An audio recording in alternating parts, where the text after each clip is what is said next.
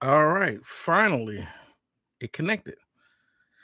I was supposed to go live yesterday, but I was exhausted. So I didn't get a chance to go live yesterday. So I'm going live today. Um, there seems to be a hot topic, and everyone's chiming in. I've talked about this subject numerous times about music production and DAWs and so forth. And I think it's become a hot topic lately. So I want to have a live chat about DAWs and music production and all that because I think that there are still people out here that think that um you could, even when the DAWs, you know 20 years ago, you could always do your DAWs or do your music in those DAWs. It's just that there was just one DAW that everyone was choosing to use um to make it universal. And I'm talking about Pro Tools, but that's not the case anymore because everyone can do amazing stuff on all these DAWs today. So I was gonna do, like I said, I was gonna do this live stream yesterday. Because most people know that I tell people that I do these live chats on Sundays, but I was extremely exhausted yesterday and didn't get a chance to do it. So I'm doing it today. So what is this warning message? Oh, welcome. It's not a warning, it's a welcome. So welcome to live chat. Oh yeah, it says okay. So hopefully, um, for those that are new that are tuning in that are new to the channel, that they probably don't know, I usually don't live stream on the weekdays. I usually do it on Sundays, but um, maybe we'll catch a few more people that don't usually catch me on Sundays. They'll catch them today. We're just talking about music production and so forth. Let me see. Oh, I got to put my glasses on. Um, put my glasses on to read the chat because I need to. I put my glasses because I'm practically blind. Um.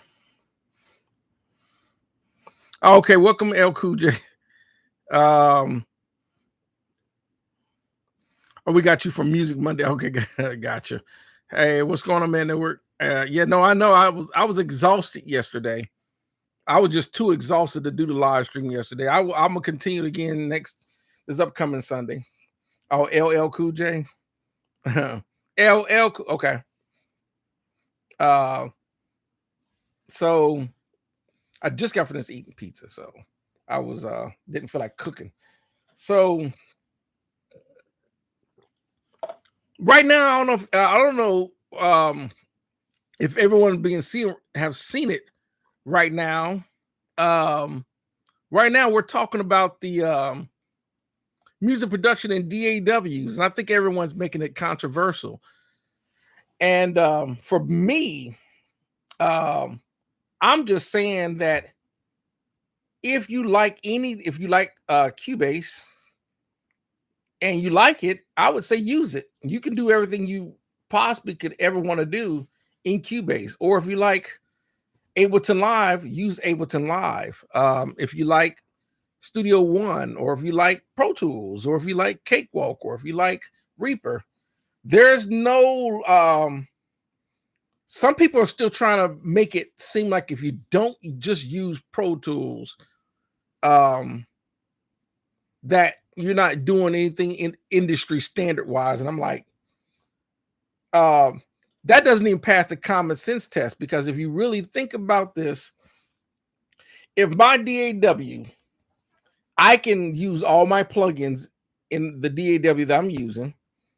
I can use all my audio. I can do all my if I can do all my everything I need to do. I can record, I can edit, I can set up audio channels.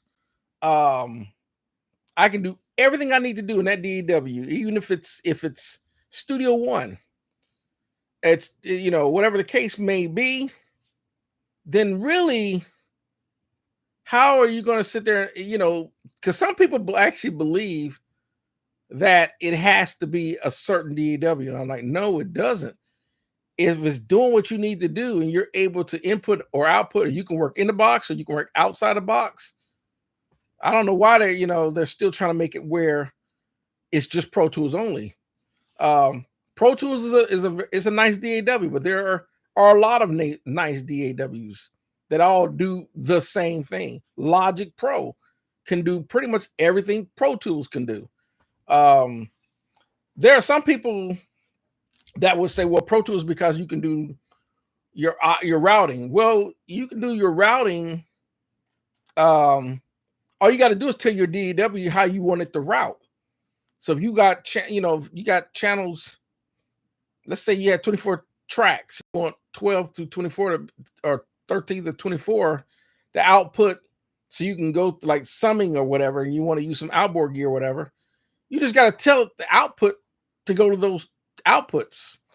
You can put them on an auxiliary and then send it out, set up some auxiliaries and then tell the auxiliaries to output out of your interface, out of those outputs of the interface into a mixer, an external mixer, whatever, and it will do that.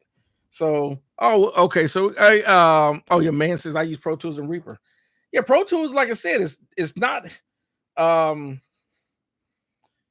it's still a viable DAW, but like I said, there's equal amount of DAWs. Reaper can do pretty much what Pro Tools can do. He says you Reaper as well.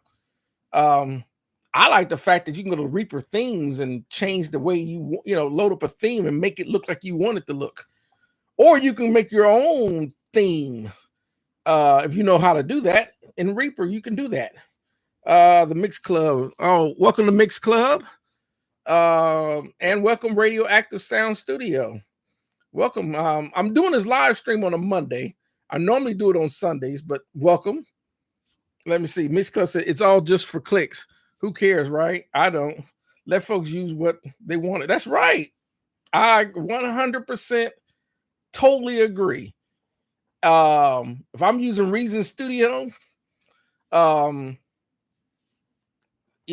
that's what it is. It's I think what I like about the beauty of what we have today that we didn't have 30 years ago is the software computer technology that we didn't have 30 years ago. It's a dream of what we can do with a DAW, some plugins and some software, even virtual instruments. That's a dream to be able to do what you can do today that we couldn't do 30 years ago.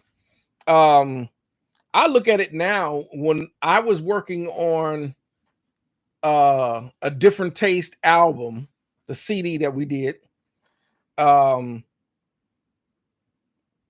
stuff that we got today, I wish I had this technology then.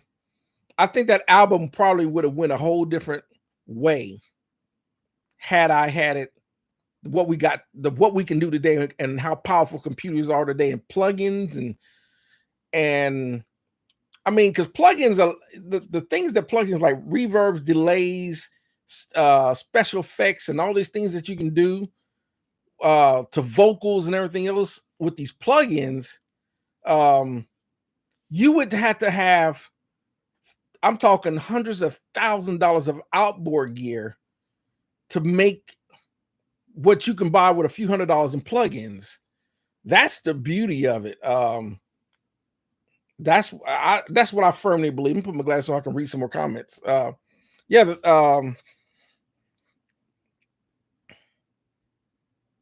is that yeah, it definitely is. So Allen Heath, it's a GL 3800 48 channel GL 3800 GL 3800 series. I was actually, when I was looking for an Allen and Heath, I actually bought this from a church because they went to a digital console. I actually wanted the ML 5000 console. I wanted a 48 channel, but I wanted the ML series, but I couldn't find one for a good deal like I got this one. So I ended up getting this one. I had to go 5 hours to pick it up, and he dropped the price so low because he didn't have to worry about crating it and trying to get it shipped, because this would be a beast to ship. So he said, yeah, I'm gonna sell it to you dirt cheap, because if I come and pick it up, it'll, that's pretty much what he said. If you come and pick this up, I'll sell it to you dirt cheap. And I was like, okay. I'm in Tennessee, he's in Mississippi. So I'm like, yeah, I can drive to Mississippi and pick it up. You ain't got to crate it or nothing. And he said, okay. So I got it for pennies on the dollar. So welcome, DL. He said, what's going on? I'm pretty good. I'm having my live stream today because I didn't get a chance to do it yesterday. I was just exhausted. I was sitting in, my eyes was, because I'm on this weird schedule. My problem is I don't know how to go to sleep at a decent time. That's why y'all probably see sometime I'll post a video at 3 o'clock in the morning because I'm still up. I got to start going to sleep a lot sooner. So, how for the you're asking how much did they charge you? Oh, for the console? How much did I pick? I only paid $400 for this console. He was initially going to sell it for $2,500. And it's worth that because it's a 48 channel console. But he's like, well, I can sell it to you for this price. Then I gotta include the ship. I said, no, where you at? Oh, it's only a few hours, for about 4.5 hours away or whatever. I was like, I'll just come pick it up. And he was like, if you come pick it up, I'll sell it to you for this. I'll pull it off because it was on eBay. And he's like, I'll pull it off of eBay and I'll just sell it to you for this. And he said, okay. And he said, just $400 just to, I ain't got to crate it or nothing. He had it was wrapped in some blankets, to keep the dust out of it. That's why every channel works. They took really good care of this console. And so I went and picked it up, gave him $400, picked it up. And the crazy thing is, much of this thing weight, I carried this console. This is upstairs. I carried this console from downstairs upstairs by myself. And I got a friend of mine, he keep asking me, how'd you get that upstairs? I turned this console, I turned it vertically, and I grabbed it from the bottom, I leaned it up, and I walked it up the stairs. And then after that, I laid it sideways, and then of course I just guided it through the door, and then I got it on the stand here. And that's how I did it. But yeah, that's how I did it. So yeah. Oh yeah, it was a major blessing. Mr. said, I've been looking for a Midas hair that's 3,000 and I don't hit it, but I'm too late to do anything. I would, either one, because Midas consoles are really good consoles. They have really nice, they have a really nice sound to them because Midas is really known for live sound, just like Alan Heath. And I'm gonna tell you what really made me invest in the Alan Heath, because I was listening to a live concert. Excuse me. And the live show was featuring, it had who was singing? It was a couple of local acts, but then one of the opening acts was Boys to Men. It was Mary J. Blige, and let me see, it was Boys to Men, Mary J. Blige, and who else? I forget the other group. 112. So 112, then Mary J. Blige, then Boys to Men. And I was looking at the sound, because when you're listening to it just sounded, even though it was a live sound, it just sounded like a record. I'm like, so I looked at the sound. I kind of worked my around to kind of, because you can't walk up into the sound booth, but I kind of got my around to see what they were using, and they had an Alan Heath GL live console. This is before they started using the digital consoles like they do today, but we're talking over 20-something years ago. And I saw it was an Alan Heath, and I'm like, that man. So that's what made me want to get one for my studio. So let me see. So man, I got comments coming in. So okay, so all right, so yeah, he says this is the time to shop for old live board. Believe it or not, If you're in the market, even for, let's say, an actual studio console, even Neve and SSLs, if you got that kind of money, they're so much cheaper if you want to deal with a console that big and heavy, because they are big and they are heavy, but their sound, the sonics of it. If you really want to deal with an analog console to give you that classic, that millions of artists from, I mean, we're talking Madonna, Prince, Michael Jackson, Janet, you know, you name it, all the big name artists that were mixed and recorded on those type of consoles. I mean, I'm seeing SSL consoles like at 4,000, if you want to deal with the power supplies and all that, as low as like 15 grand. That's unheard of when those consoles were brand new. Those consoles were probably $500,000. I seen a Neve VR console, $26,000 for it. I think it was either a 48 channel. I think it was a 48 channel Neve, vintage Neve, for $26,000 for Neve. The only, like I said, those consoles, they weigh about 1,000 pounds. But if you want that sound, that big studio sound from an analog console, that is super affordable, because I guarantee that Neve, when it was made, you know, you might have to pull some channels to check the capacitors. The biggest thing is just getting it recapped. But man, once they're recapped, man, those consoles come to life. It's the sound. Imagine, you know, you're running all your sound from your interface through those channels and the preamps in them. I mean, you're talking top of line preamps in those Neves. I mean, you know, that's only if you're especially if you're going to multi-track, and you, like, let's say you want to record a band or something like that. That would be definitely ideal for that sound. So welcome Main 257. Like I said, I'm doing this live stream. On a Monday. I normally do them on Sundays, but welcome everyone. Welcome Antonio, and welcome Born Shamir, so let me read some more comments here. So let me see. A fully working console that cheap is kind of unheard of. Not to say that there aren't great deals out there, but that's one for the record. Yeah, there are. Like I said, I saw the Nashville. I think it got sold. There was it was an SSL 6000. They were selling it for. It was only a 32 channel, but it was a 6,000. It wasn't a 4,000. We ought to know. You can look at you got the LEDs versus the VU meters and so forth. You can look at it and see it was a 6,000 series. They wanted 20,000 on it. It was a 32 channel SSL. So it probably weighed about 850 pounds for 20 grand.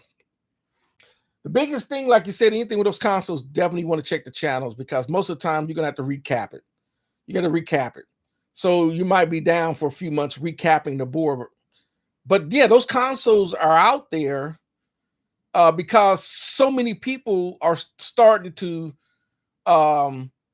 either revamp their studios where they had large format consoles in there, and they want to get something smaller. They just want to go to more of a desk type of recording studio setup and they're just going to use they're just going to use outboard gear, preamps and compressors and all that.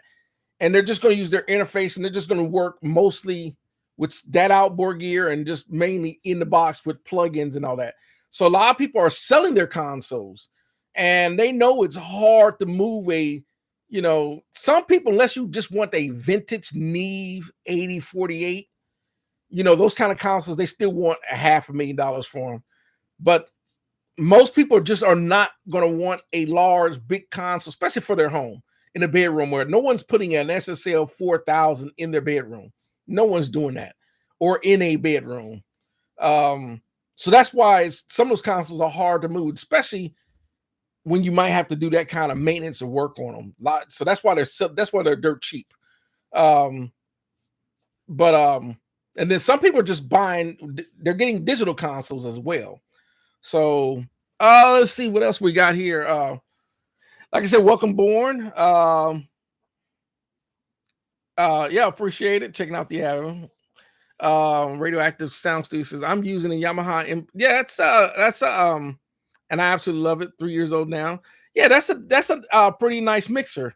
It definitely will work. Until you want something bigger, but they do have big deals out there. But that's a nice console. And then yeah, Mix Club said the 3 on the Midas. Because most live consoles, it is not that because they still have a lot of outboard gear and a lot of those live console sound rigs that they're using, but they like the digital mixing console not so much for the sound of it as they like the fact that they have all these scenes because they're working with so many artists and all that, and they can save between live sets, because they're also doing the light shows and all that. So they'll say, okay, scene 1 is going to be we're going to do pre-checks or whatever. Then scene 2, we're going to say, go to scene, it's the recall. Scene 2 or scene 3, then they can go, okay, this is the main act. Scene 4, they're going to go to these, whatever. And the console is going to switch. The faders are going to move and all this other based on the presets that they save. So that's the reason why they like the digital consoles. You're not doing that on an analog console where I can go to different save scenes. How did you do this? How the old way was you actually physically had to, and that's kind of tea, especially for a live show. They can just go see and then bam, the board, everything just like that. So man says the Neve Genesis sounds great, but the computer it comes with trash, and that's kind of and it's kind of like, so I've never messed with a Neve Genesis, so I don't know. You probably have. I haven't. I've heard about them. I think the Neve Genesis is still $100,000, and I just think that's kind of pricey for Neve. Just like with the SSL AWS 948, they want $100,000 for that, and I think that's just overpriced. But said, wow, I appreciate it. Yeah, on the price for this. Yep, but that's what I paid for. Born should be the joint got flying fader twos, right? No, it doesn't. My flying faders is how I move the faders. So, yep. If you talk about let me see. Oh, Mixer, you had an AMEC big. The news was 40K 5 years ago. So for 20K now, I'll probably get it for 2K. I've seen some AMECs out there, the big Langleys and all that, and they come with automation and all that. The Rupert Neve.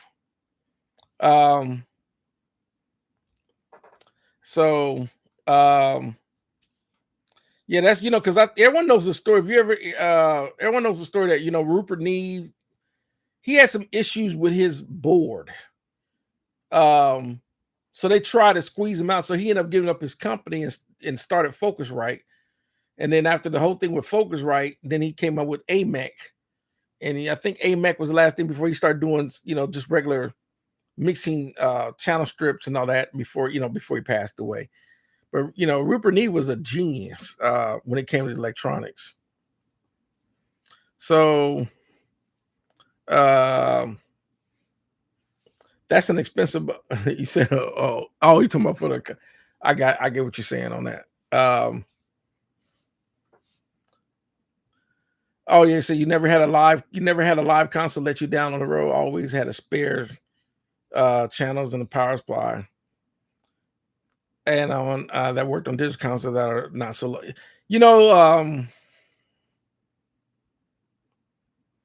I think when it comes to live, because I started playing in bands and we would play on in gigs, so this bands is always doing live venues. I think with live and the analog gear, I think if you take your time, wrap the cables, they're traveling cases for these kind of consoles. They take their time and really pack it, and they're not really, throwing gear around. I think you would have no problems. But I think people getting rushed, They don't pay attention what they're doing. You know, they're ripping cables. You know, whatever the case, and that's how the stuff gets damaged. So, welcome Cordell Williams. Yeah, asking what console. Yeah, they was asking earlier what console. This is an Allen and Heath. It's a GL 3800 48 channel GL 3800. So, and it says still there's some old farts out there like me that with legacy artists that still use analog. I still use analog. I'm not giving up my analog. I can't do it. I can't do it. I like analog. I like digital, and I like modern software and what we can do with the modern software. But I am an analog junkie because that's what I started on. Plus, it just analog is hard. It's hard to beat the sound of analog, even though digital can sound good. But I like analog. Oh yes, and let's see. This is someone said there's a with the Neve VR with the flying face. Like I said, if I can come across a good deal on the Neve VR console, you best believe, yes, I would definitely swap this out for a Neve VR. But for this room, maybe a 32 channel. I think a 48 channel would be too big for this room. So that's just I think so. Let me see, got some more comments. Automation was I think, yeah, it's like with the automation on, that was one of the big things for SSL, flying faders or whatever. But I think a lot of even consoles, I think when SSL came out to Origin, they figure a lot of automation is going to be done within Pro Tools or whatever DAW that you're working with. So they figured that you don't need to incorporate automation anymore because you're going to do it within the DAW.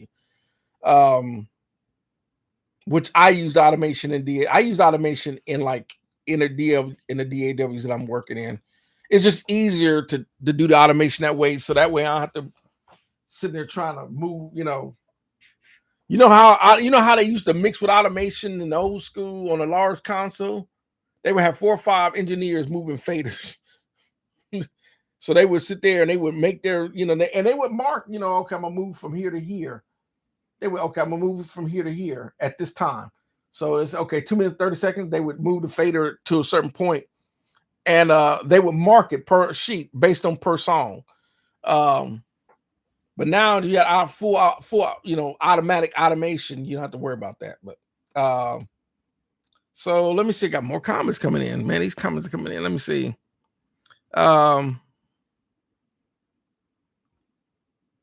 So Mr. Nee is I have the 500 series R6 with his stuff in there and a Triton. Triton is good stuff too. European. Let me tell you, the Brits, because this is a British console. When it comes to Sonics, that's the Neve is also European. I mean, when it comes to these consoles like that, it's just yes. It's something about the sound, really. Like API is an American company, but then you got Neve, SSL, Trident, which is the European companies. But yeah, Neve and SSL, I mean, those just became staple. And then of course there's MCI, Sony. I think Sony bought MCI, or MCI bought Sony. One of the two, because they used to have the Sony consoles. But then there was Tascam consoles. There was a lot of consoles. There's Helios, Audient, and so forth. But yeah, those Neve were just Neves are the Rolls Royce of audio. So, what are my thoughts on Soundcraft consoles?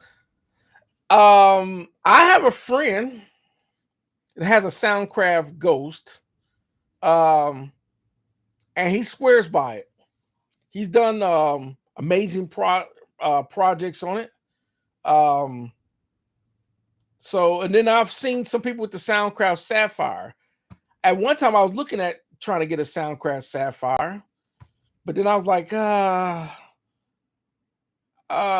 I don't know, because it was only I think it was a 40 channel Soundcraft Sapphire, and they wanted 1800, and I was I was actually going to do it, but I said, no, I don't have any room for another big console like that. So I didn't do it. So I think they make really good. I think they make really good sounding gear, Soundcraft. And then also Born said you work with the Soundcraft GB32. Yeah, I think every last channel got inserts, and that's how okay.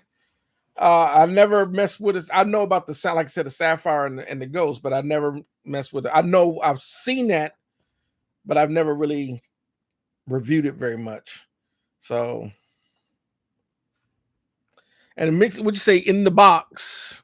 I'm in the box in the studio, but you hate it. I should have never sold it all that you talking about your analog stuff. There's I think for those a lot of people that may, let's say they start solely just in the box. And all they got is just their DAW plugins. And they're buying plugins and it looks like real gear.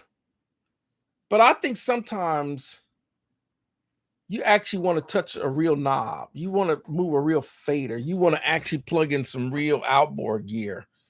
But then there's some people that just are perfectly fine in the box. They love it that way. It's hard for me to work that way. I have to. And I think it's because I'm just complacent with working this way. So that's just me. So Corda says analog one is always the way to go. I appreciate, yeah, I agree. I like analog. I'm that type of person because I can do it both ways and have no problem doing it both ways. But when I want to do a big project, I have to run it through this analog console with that outboard gear. It's just the only thing the biggest main thing that I'm using mostly is because I got to use the AD to DA converter, the Antelope Orion. But other than that, it's the sound. It's what it is. So let me see. Yeah, say Born said, "Wow, Dre was on the same way." But yeah, I agree. Mixler said, if you have went back on the road and have to mix on a digital console, I would be fine. You know, the digital consoles today, because I actually have a digital console sitting over there, and it's a Yamaha 01V. It's a digital console, but it's because it's one of the first older digital consoles. The digital consoles their digital consoles way better than that today, like the Presonus Live, the Behringer X32, the Midas 32, and so forth. And of course the top of line ones like the Allen Heath D Live, the D7000 or whatever, or the Digico, those type of digital consoles. But I think the only real big advantage to a digital console is because you can, of all this, those digital consoles, you can save scenes. You don't have to worry about trying to set up every scene for when you're trying to do a live mix. You just bam and you're ready to go. And most of those are coming with built-in plugins in case you don't want to use default compressors and EQs. So that's the great thing about it. So Mixco said, you had a Tascam M512. Yeah, we had when I was working in the studio in the 90s, we had the Tascam M520. And the only thing I love the sound of that console. The only drawback to that console was because it only had 20 channels. It had 8 buses, but it only had 20 channels. And if it had 24 channels, that, I think, of course, it would be called a Tascam M524 or something like that. Those Tascam consoles, because I was actually looking for a Tascam M700 which is basically it was basically the poor man's version of an SSL, but it had all the sound quality of an SSL without spending the SSL price. But you can't find a Tascam M700 nowhere. Yeah, Bone said the Ghost. Yeah, a lot of people like the Soundcraft Ghost. I got a friend of mine that has a Soundcraft Ghost, and he loves it. He loves that Soundcraft Ghost. Um, but you gotta remember, uh, like the Allen Heath, it is semi-modular. So, but I think it's all about preference. There's some people like the Mackie 32 channel 8 bus console. That's the one they say Behringer knocked off, but anyhow, but I think it's all preference. Let me see. Man, there's a Grammy winner Billy Hume just put a Ghost console in a studio in Atlanta. He seems to be loving it. Yeah, I got a friend that he has a Soundcraft Ghost. He loves it. So I've listened to the stuff that he's done on it. It sounds, I mean, it's the stuff that he's doing in his studio with that Soundcraft Ghost sounds just as anything that's being done in Nashville. So that's just, and your mixers for analog, for me, analog is also workflow. It's like me when I patching in with the patch bay, because I know what stuff is on patch bay. I can just plug it in. It takes me no time to plug in stuff that some people think that it's faster. I think sometimes when you're working in the box and you're going through your menu of plugins and whatever, but the thing is, you can load up all your plugins, but then you got to move those plugins out the way so you can look at the actual console or the whatever. And then sometimes when you move those plugins or you minimize the windows of those plugins, sometimes you can forget they're there.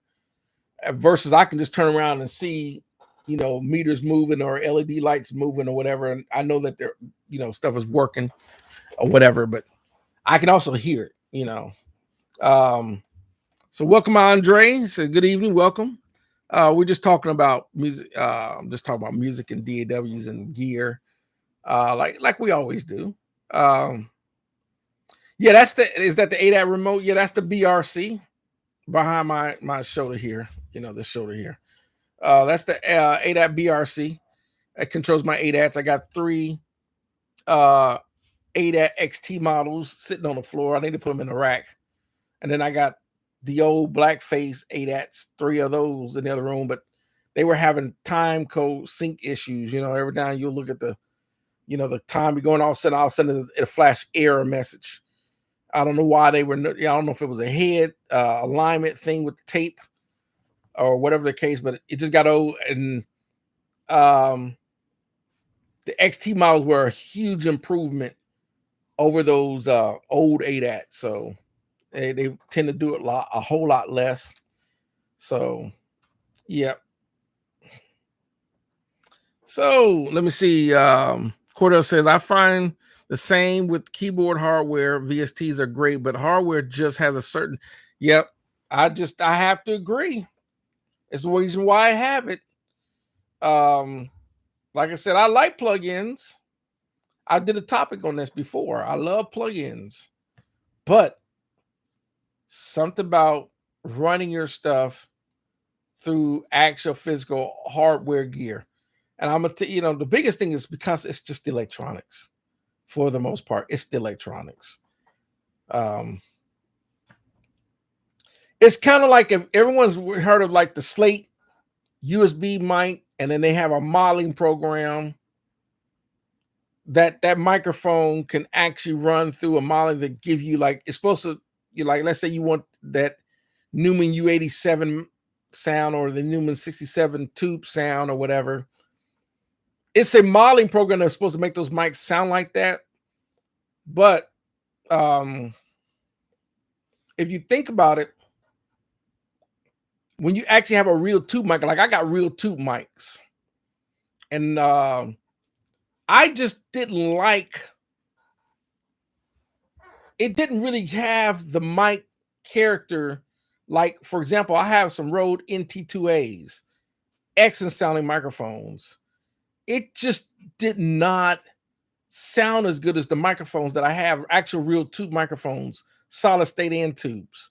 It just didn't. I also got some ribbons. I tried those mic modeling programs, and it just using a real microphone with the real electronics in it. It just, they sound better, especially going through those preamps. Let me see. So I'll mix it. Yeah, the 24.8. Yeah, that's just the 20 smaller version of the Mackie. So okay, appreciate your sub. Thanks for joining in on and subscribing to the channel. Appreciate your mix club. Thanks for, I know you said you gotta go, so thanks for tuning in. And like I said, I do these on Sundays. So and I normally do, so I'm just doing on Monday tonight, but I normally do these on Sundays. So thanks for subbing in. Thanks for joining on the channel. Okay, and Andre says one thing about analog I like, you have to commit. Yes, it's like, I don't know, another way with analog versus digital is it's almost like, how can I describe it? People know me. I always compare a lot of things like with cars. You know, have some cars that are actual manual, and then some cars are actual automatic. Even though you can have a good driving experience with an automatic, but if you ever drive a manual, it makes you feel like you're more in control with the car on a manual car. And I think when you're using analog gear, if it makes you feel like you're just in more control of what you're doing to get it to perform. So that's, I'll probably use that analogy. Let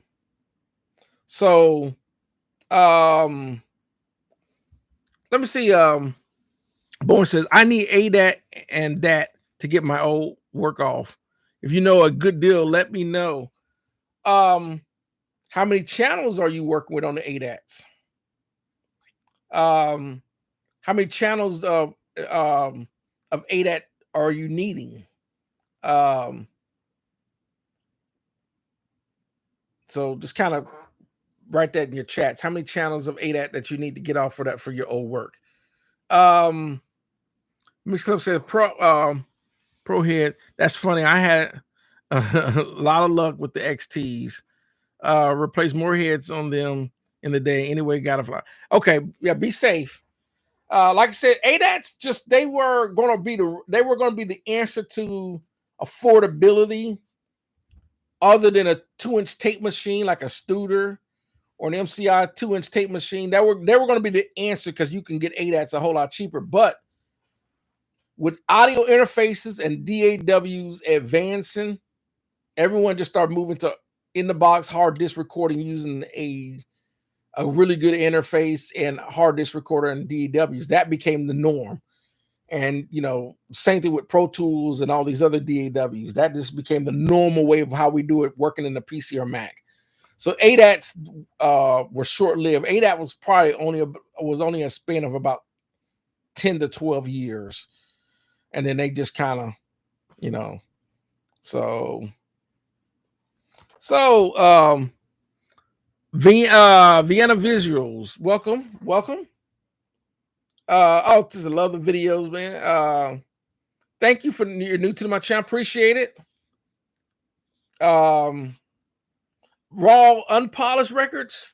It depends on what you're trying. Like for listening purposes, it just depends. Versus, it just really depends on what you're going to do with those unpolished records, and where you want to take them. Or what the intent. But I like everything. I'm not really there's not too much I don't like when it comes to recording and music and the whole thing, live sound recording though. So there's not much that I don't like. So do I use a solid state recorder for backup? No, I just use well, yeah, I guess, yeah, because it's sitting right here. So I got a solid state 2 terabyte hard drive right there to back stuff up. I sure do. When I want to back up files to that, I sure do. And then more said manuals the way. Yeah, that's like I said. I got a lot of, well, I don't have a lot of cars, but I got quite a few cars. 2 of them are automatic. My Nissan Maxima is an automatic. No, I'm lying. My Nissan Maxima is an automatic. My CTS is an automatic, and my Sebring is an automatic. But my Mustangs, both of those are manuals, and the Vet's a manual, and my Mitsubishi's a manual. So, I like driving my manuals because I like how, especially my manual, it's a VR4, it's the 3000 all-wheel drive. Driving a manual, I can really, of course, versus my Fox body, it's just straight torque. It's just, so now Stilo's asking, how's the Altron MP73? Yeah, I have 3 of them. Now, I would say, here's the thing about those. Because I made a kind of review on those. I am a little disappointed with it. And I'll explain why. They are great sounding. I think they are the best option when you want to get that Need 1073 preamp sound without spending not even Warm Audio's price. But the issue is, I don't know if it whatever the deals, but I got 3. Out of those 3, and they're not very old. One of the output channels is already not working. That's not a good thing. That's not good. The other 2, they work perfectly fine. They have 0 issues. They sound amazing. There are only $399. Now, I thought about contacting Altron to send that one back and see what or how to get it repaired. Because I can see signal input, but I can't see signal out, and it should have done that. That's the only thing about that Altron. So it's kind of like, if you want to spend $399 and get Need 1073 price, do I think most likely you're going to have a problem with it? Probably not, but I don't know what happened to that one. One of the channels, I don't know. So that's my thought on the Altron. But I still have them. You can see them clearly. They're there. They're still there. But when I use them, man, they sound good. They sound like Need. They sound like 1073s. For $399 to get a Need 1073 sound, yes. So, but like I said, one of them, the channel, the output channel, it sees the input, and it's probably a minor fix. It could probably have a loose capacitor or something that's just probably on the circuit. I haven't opened it up yet. But that it's just what it is. Born Shamir says just 8 would do fine for me.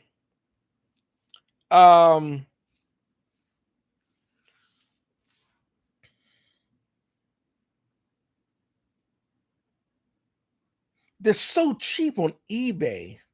Now you could probably pick up an ADAT XT.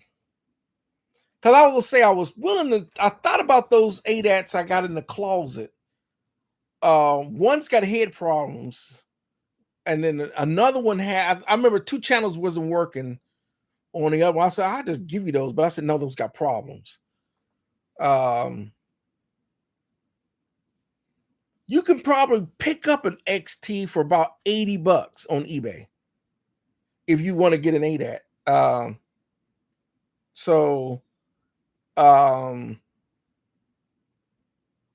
would check eBay. They're so dirt cheap because no one's buying ADATs anymore. So I would check there first. Like I said, I was thinking about those. Those are the blackface. Those are the first edition ADATs, and they just are problematic. I wouldn't want to do you like that because then you'd be trying to work, and all of a sudden the channels aren't working or something like that. So you probably be better off trying to find a good working one with zero issues, especially an XT. I would recommend getting an XT. So yeah, yeah. Are you talking about the actual ADAT tapes? Or he's talking about the no, he's talking about the actual ADAT machine. You want to see, he did some stuff on ADATs. He wants to get some ADAT machines, the actual recorders, players.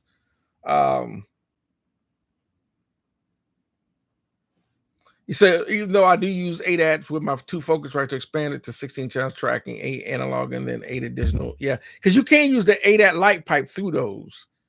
So man says I got a car. Yeah, I pretty much do.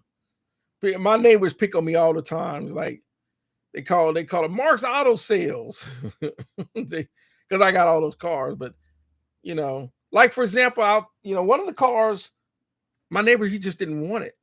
All it needs is a radiator. He was gonna junk. I'm saying, don't be junking that car. The car worked. Zero problems with the motor. The motor transmission works perfectly fine. He just didn't want to put a radiator in it. And because I'm a mechanic, I said, man, I wouldn't bought me a radiator. I'm about to just waiting for it to warm up. I'm about to put a radiator in that thing, and it's hard top convertible too. Oh yeah, I didn't pay a dime for it. But oh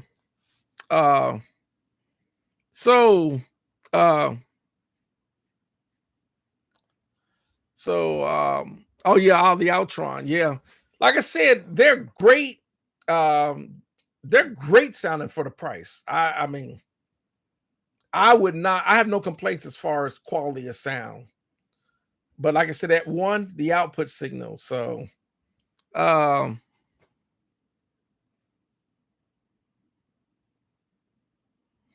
you talking about on the it probably do. Like I said, I need to open it up and see what's going on with it. And what's funny too, I got a pair of Joe Meek Meeks preamps there.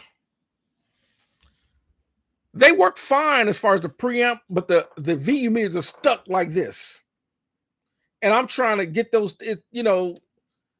I will open it up to see why the V meters are I'm trying to figure why the V meters are stuck maxed out. It makes no sense, even though the preamp works fine. So, that's the only little thing about sometimes when you deal with hardware gear, it's a little buggy. So excuse me. Oh, thank you for the feedback on the. Okay, yeah. Like I said, they're $3.99 on Reverb. For the most part, when I bought them, I like I said, the first one and the first one I ever bought, it still works perfectly fine. Now I bought another one. It was working fine for a minute, and all of a sudden knocked it out. But I bought a third one, and I like to do because when I'm recording in stereo, like if I'm going to record like acoustic guitar, I run those in stereo. So I got a pair of condenser microphones and I'll run it through those knees because of the EQ and the preamp. And like I said, they sound like knees without spending money. So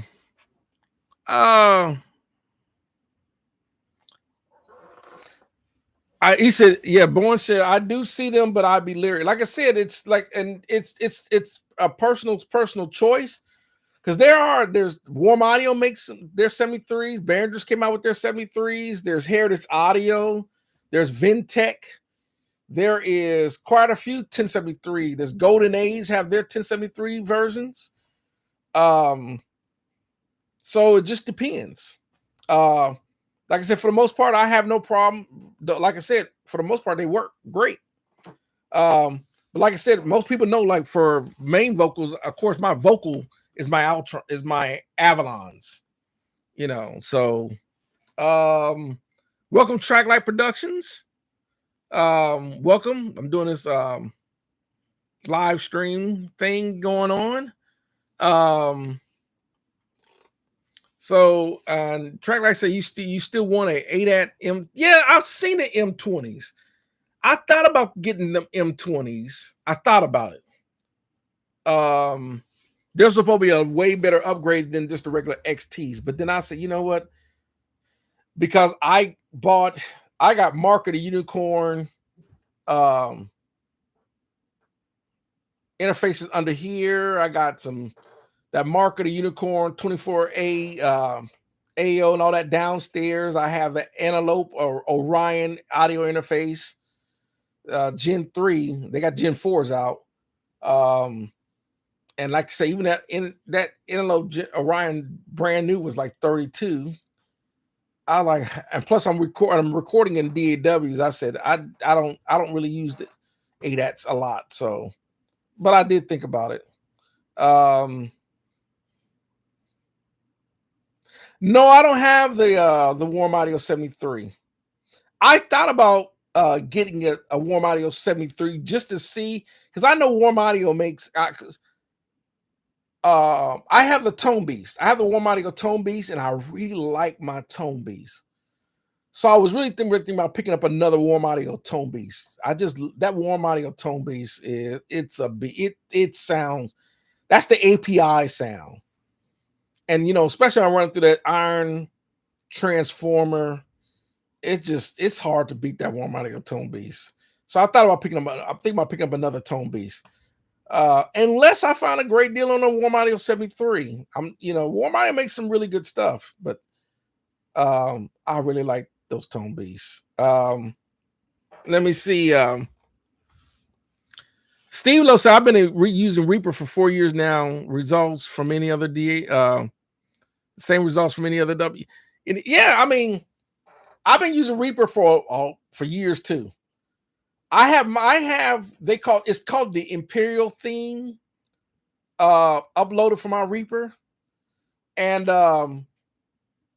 because it's the one that even a mixer, all the buttons look like real mixers, but it look like you're working on a Neve console. I just like the look of it.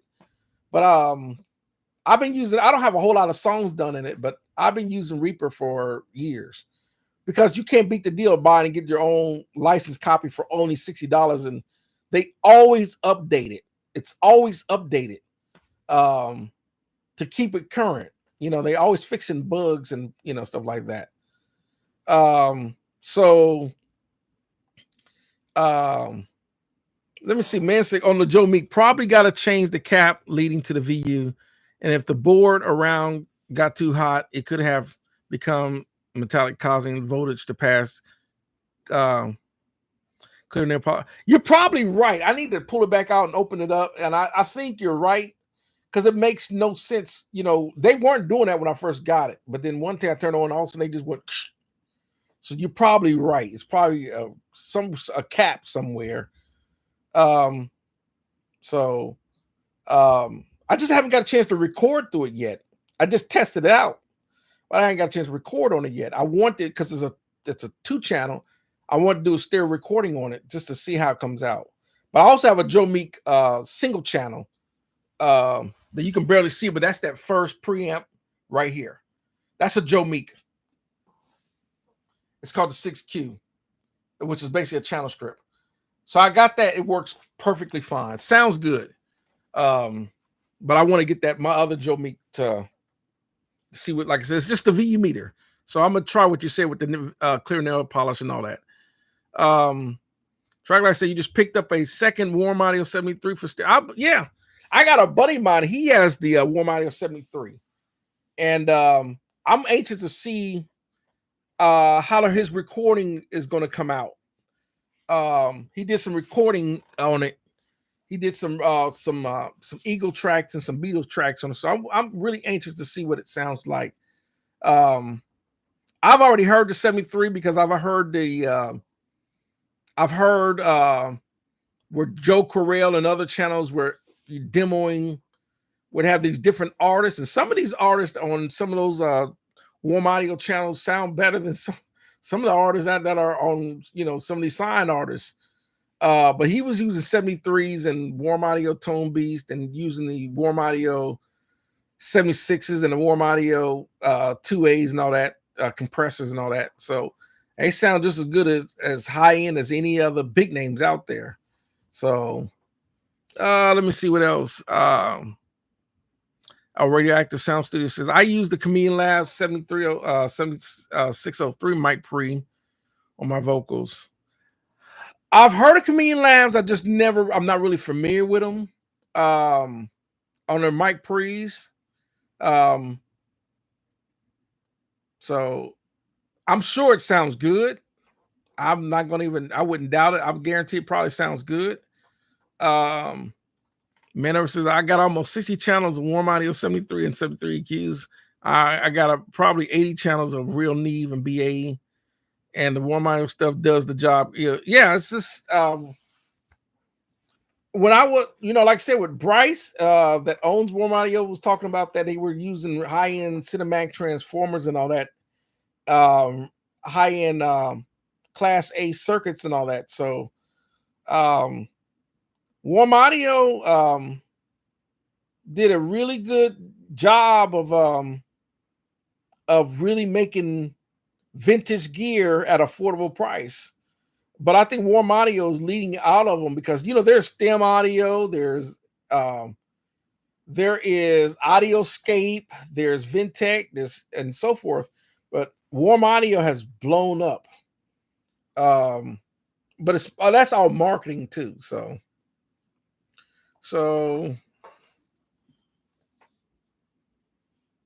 let's see. I appreciate Track Libraries. Nice 60 channels. I'm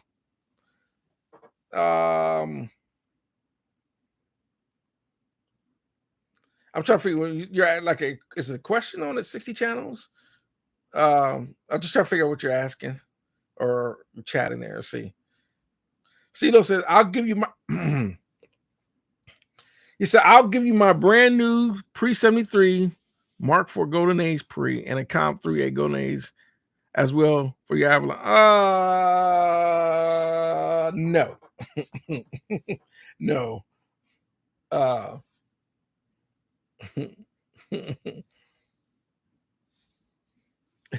Man said, you're still about 1K short. Yeah. So I laugh about that. Let me see. Joe. Welcome, Joe. I just see pop in there. Okay, welcome. Joe, you said, which console would I recommend for mixing only and not for tracking? Do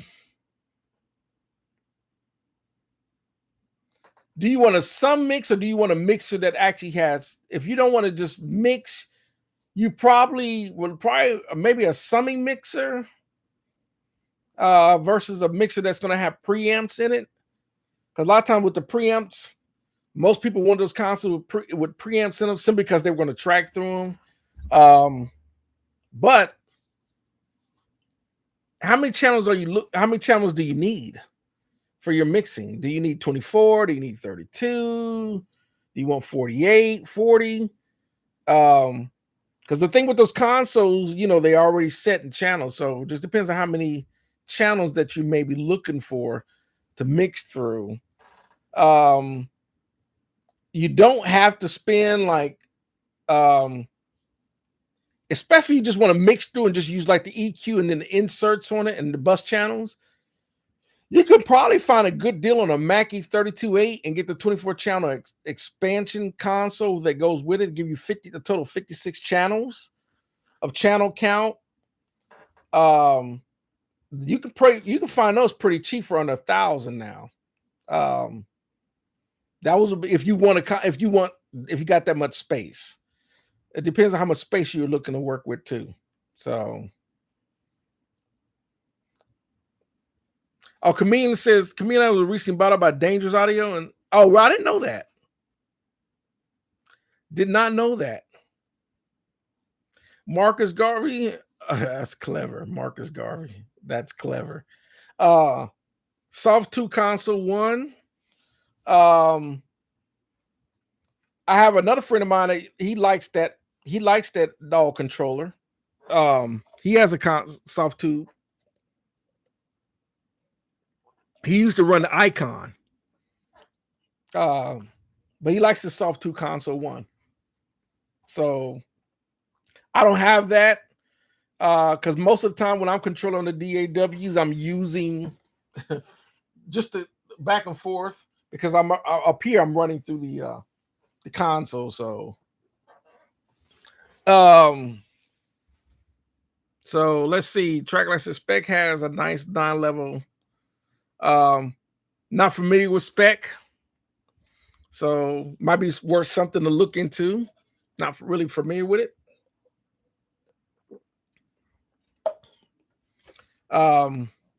Worth looking at it, look something like that.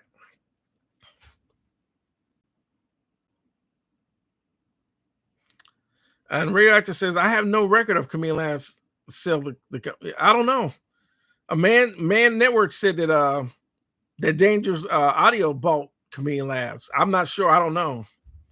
Like I said, I'm not really too familiar with Chameleon Labs as a company, so I'm familiar with Dangerous Audio, but not Chameleon Labs.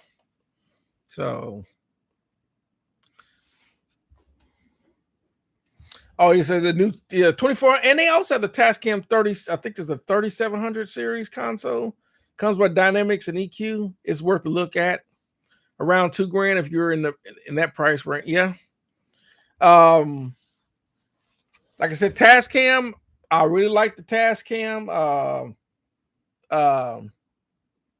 But the studio I was working in when we were in the studio, when I was working the studio down in Waco, that's what we had. We had a Tascam M520. So I really love the sound quality of that console. It's just that it didn't have enough channels. But the EQ, because the bandwidth on the high, mid, and the low gave you a lot of flexibility. So yeah, it was the Tascam 3500. You just wrote the Tascam 3500. Steve is saying, do I think the Tascam sound like 100%. Oh, you just retract your message. Yes, it does. The Tascam will sound like 100%. It would definitely will if you were going to ask that. Mark is asking, what about the Control 24?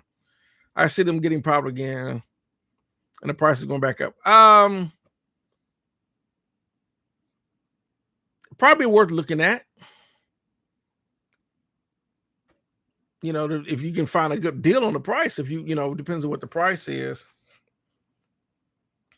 Oh, Jeremy said if you can find one on that Tascam, if you can find one, good luck. Like I was looking for a Tascam M700. No.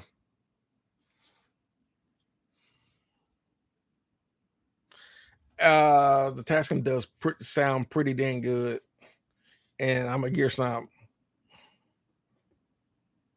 Yeah, if I could find the downside to some, like even the older Tascam is they had RCA jacks on the back too, and I'm not really big on the RCA jacks. I'd rather they just be TRS balanced or XLR balanced connections. Oh yeah, the DDA Topaz console. Like any of those consoles, if you can find a good deal, if you just have to shop, be patient. Sometimes that stuff pops up on Reverb. And eBay, you just gotta. But I think any of those classic consoles, you're not gonna go wrong with the. You're not gonna go wrong with getting that analog classic sound to add to your sonics for your studio. A lot of times, if you have the space. Oh yes, a man where your 24 is way more modern, XLR and T. Yeah, because I just, and because if people are not familiar, like the large consoles, most of them are what they call DB or EDAC connections. So the EDAC connections look like a box that just plugs in, and you plug it in, and you kind of connect it that way. And they run the cables. A lot of times those cables are running through the back. You can't never see it because there's a board that blocks it, and all that'll run. Some consoles have a built-in patch bay on the end, and then some of those will run out to if it's running to under the floor or to a wall, or they might have the DB25 connection. But RCA connections on a console, I never could understand that. I just not on any type of console. So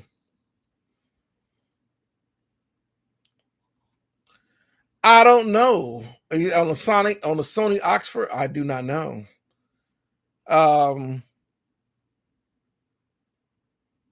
If I was gonna on a digital console, if I was gonna look at a digital console and I want a really nice digital console that's affordable, I would probably look at the Midas M32.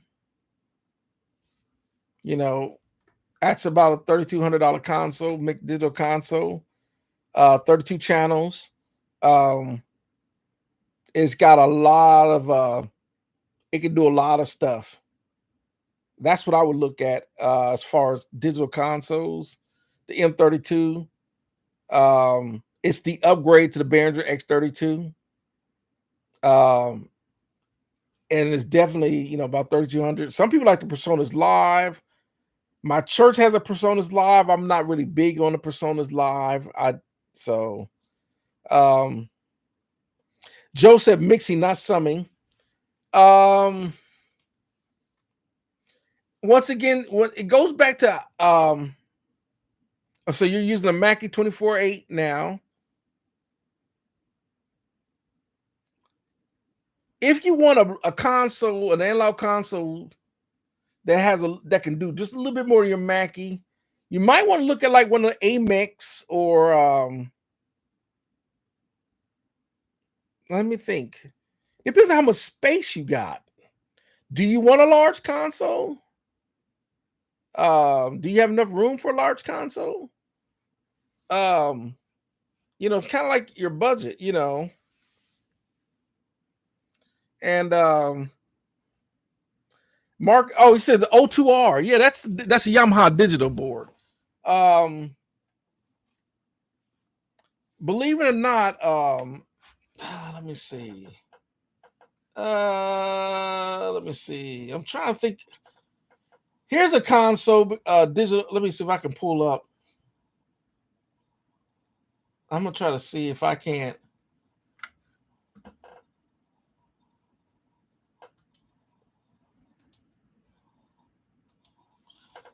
Okay, let me see something. I'm trying to think. I think it's the Yamaha DM. There it is. He already pulled it up before I can think of it. I was about to look it up. The Yamaha DM 2000. If you can find a Yamaha DM 2000, that would be a digital console. It's still an older console, but it's a perfect console that's digital because you can also do inserts and use a lot of outboard gear per channel on it. So if you want to incorporate some outboard gear with it. Oh, you said the Tascam D. That's another digital console. The Tascam DM 4800. Yep. But the Yamaha DM 2000. If I was going to get an older digital console, here's one on eBay for 12. You probably can find a little bit better deal.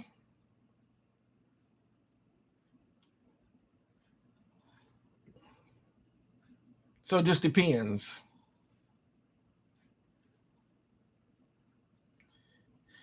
Here's a Tascam DM 3200. I don't know what this coming. That's some website. I don't know what this website.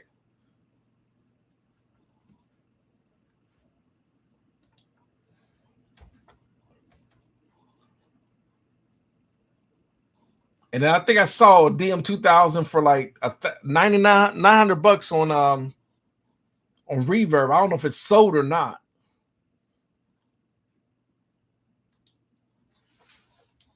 So I'm not sure if it's sold or not, but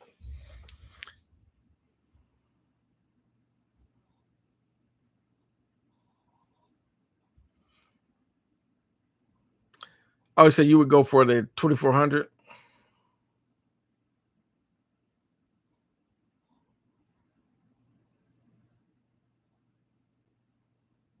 Okay. Eric says Reason console is based on the Eric Reason console is based on a SSL 9000K. I've never heard of an Eric Reason console. Let me look at that. I've never heard of that. Let me see. That's new. They got so many consoles out there. Eric Reason console. What is that?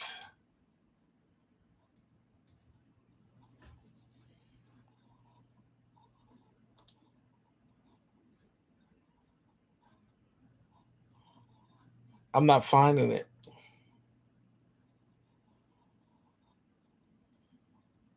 Yeah, I'm not finding that. Yeah, I'm not finding it. It says Eric Reason console. So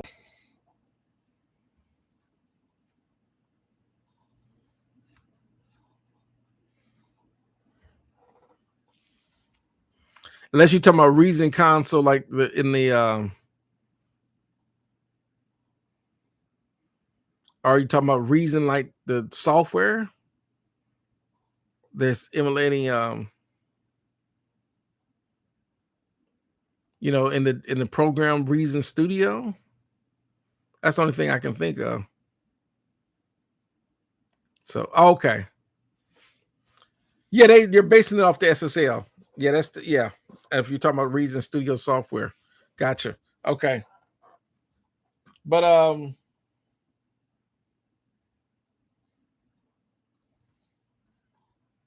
versus they're getting a real, yeah, that Tascam, or like I said, that the even the Yamaha DM2000.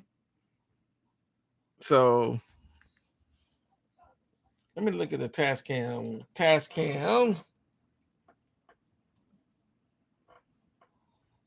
The Tascam 2400.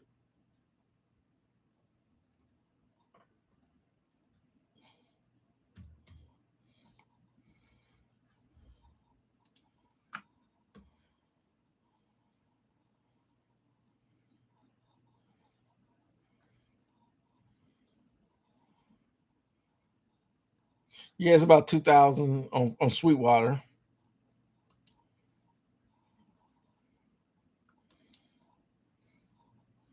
So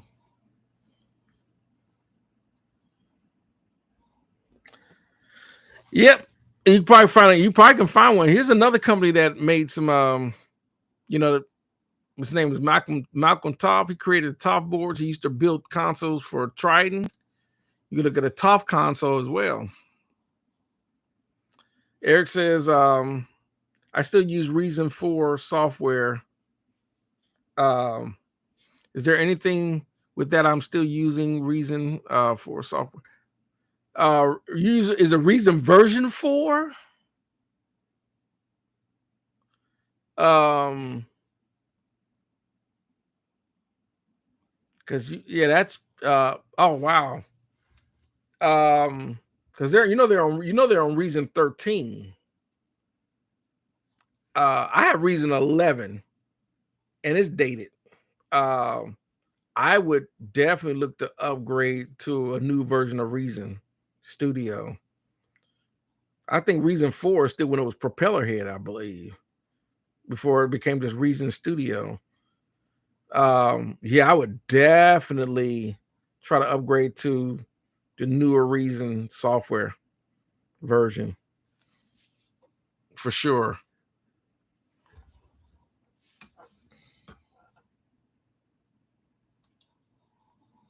A lot more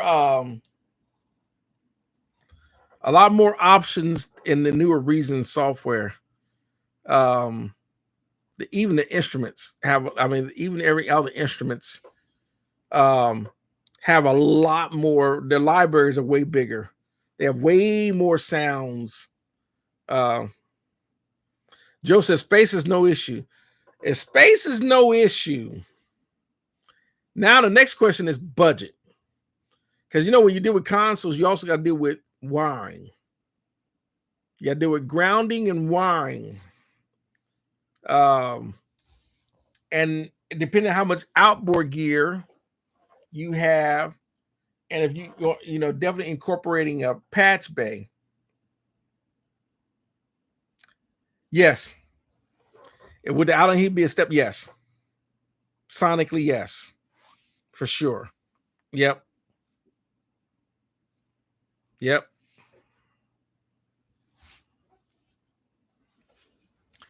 So you still use Mixcraft 8? Yeah, they're on Mixcraft 10, which there's nothing wrong with Mixcraft 8.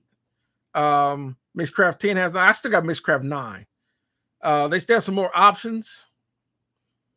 So, but as far as Reason 4, I would definitely try to get a newer version of that. I got Reason 11. I still use it. And then I see Radioactive Soundstress that he's still using Reason 10. Still using Reason 10. When it comes to these DAWs, you only need to upgrade if the DAW that you have is not working anymore, or it doesn't have options that you need that the upgrade will or has. Other than that, if you have a DAW is working fine and has every option that you need to do what you need to do, there's absolutely no reason to upgrade. Sometimes they force you to upgrade because some of these DAWs make you connect to the internet.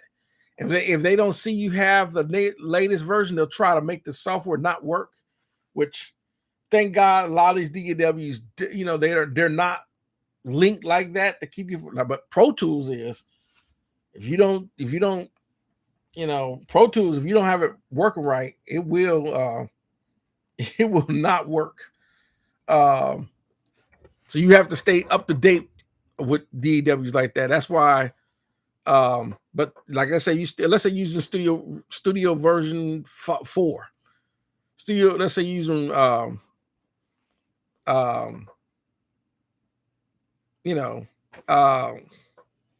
talking about Studio One version 4. It'll still work. So let me see. We got some unofficial. Welcome, unofficial. Yeah, so that's what I was just talking about. Upgrade when you need, not just because. Yep. And like I said, if your DAW is working fine and it does everything you need it to do, I wouldn't upgrade. For what?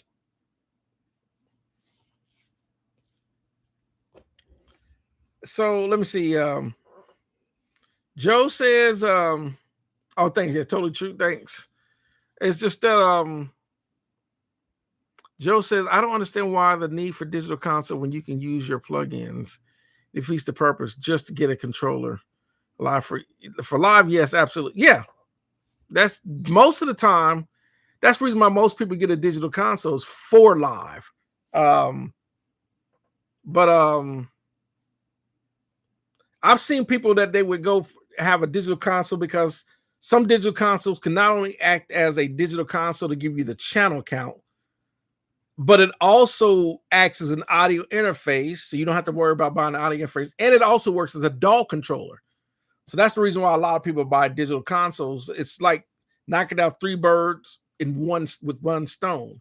You get 3 of that all in one. So some people will buy a digital console for that instead of buying a digital audio, a controller, a separate audio interface, and in a mixer. You get it all in one.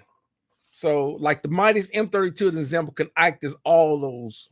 It acts as a controller, it acts as an interface, and it gives you the channel count. So that's the reason why some people do that.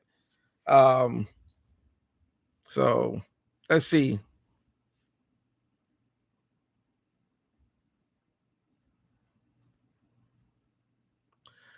You're asking if you have a DAW, why do you still need an audio mixer? The mixer in the DAW has a built-in mixer. It's because how can I describe it? You got to remember, like for example, this Allen Heath actually has physical electronics on every channel.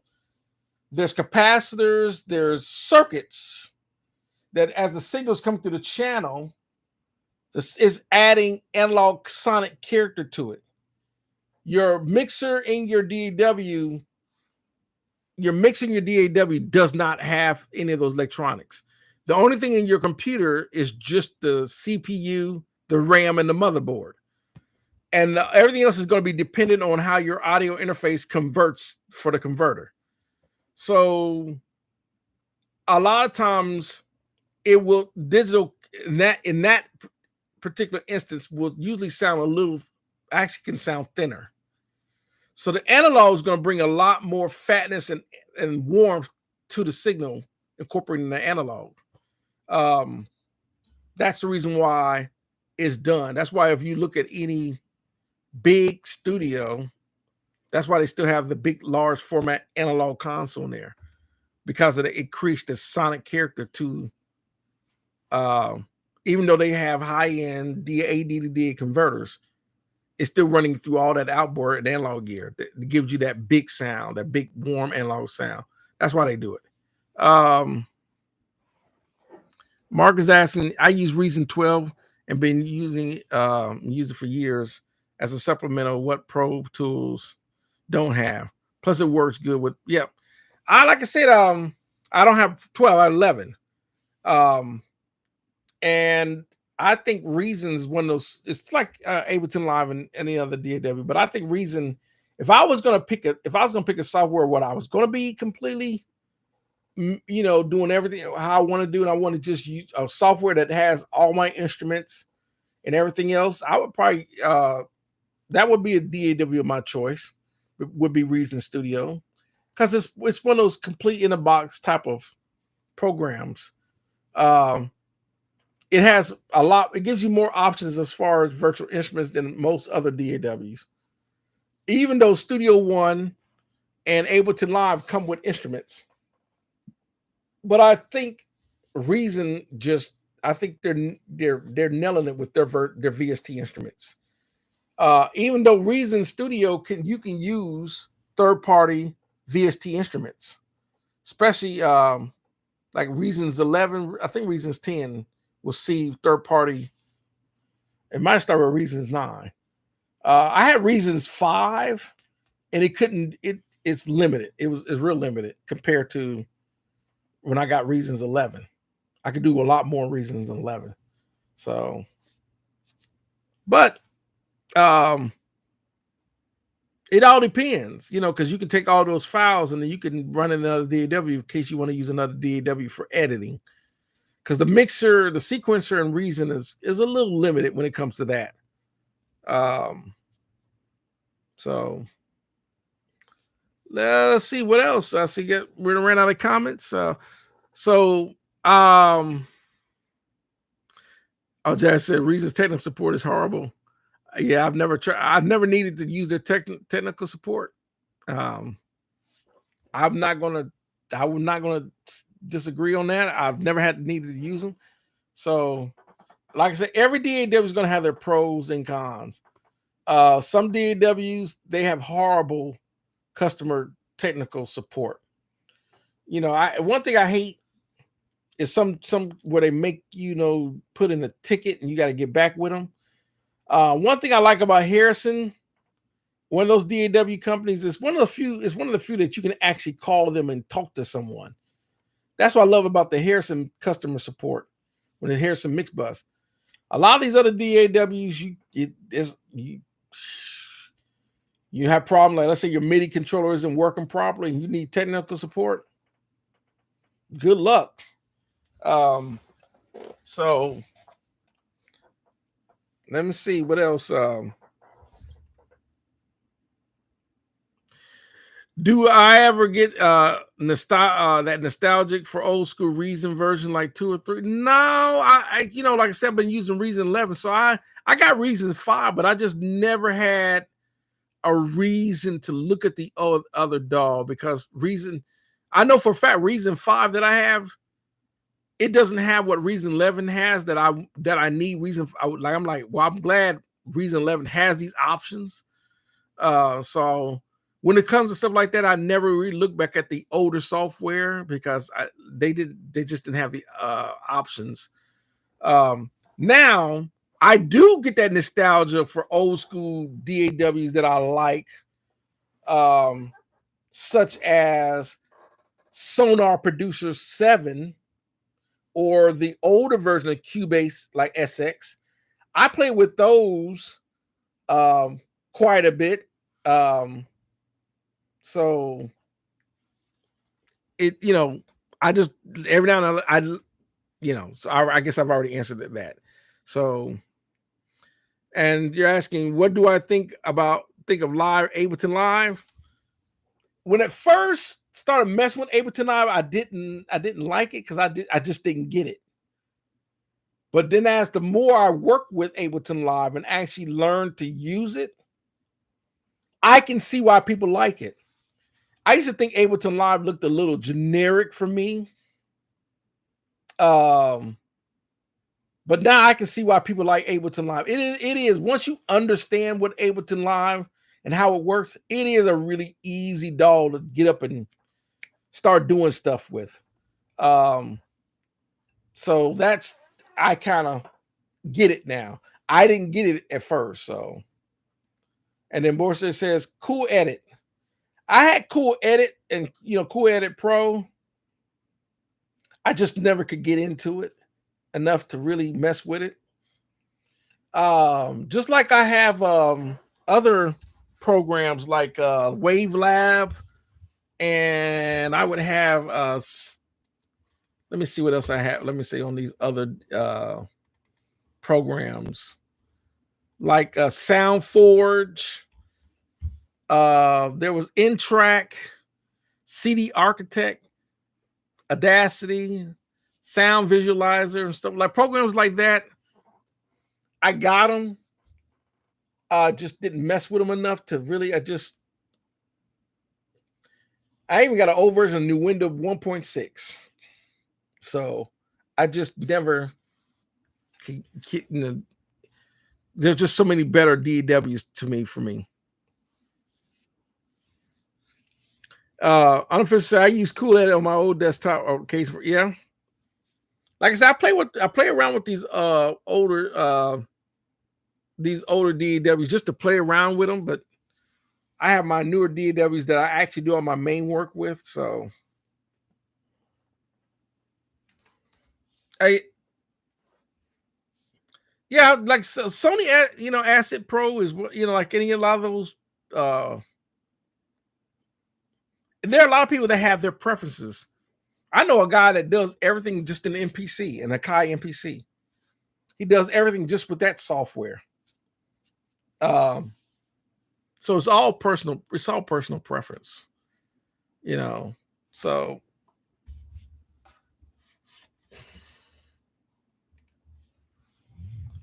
all right. So let's see.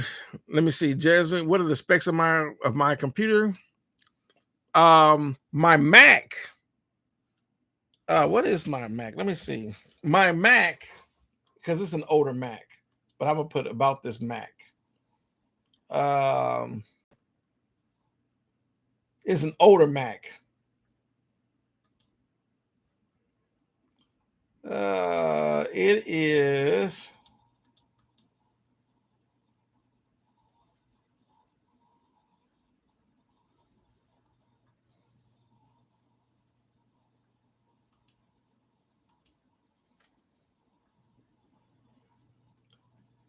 It is a 32 gig, 8-core processor Mac. It's still running. It's still running the Intel chip in it. I want to get the M1 newer Mac with the same amount of RAM on the M1 chip. My PC is running. I'm running a iCore i7. I believe an iCore. It's a Core i7 with 16 gigs of RAM on this one on my PC. So no, it's not running Monterey. Actually, it's only running High Sierra, and it's not a MacBook Pro or anything like that. It's an actual cheese grater. It's a tower with a separate monitor. But I run Studio One 5, an older version of Logic Pro, and Mixbus version 8. That's pretty much it. All I run on this Mac. I don't run a lot of DAWs on this Mac, mainly Studio One. When I get the new M1 with 32 gigs of RAM, then I'm gonna add some of the other DAWs on here and get the latest version of Logic Pro. But I run pretty much most of my DAWs on this PC. 16 gigs of RAM is probably plenty for this PC because I use mostly outboard gear. So I don't have to be worried about plugins and being plug-in dependent to bog down my PC or my RAM and CPU processor. So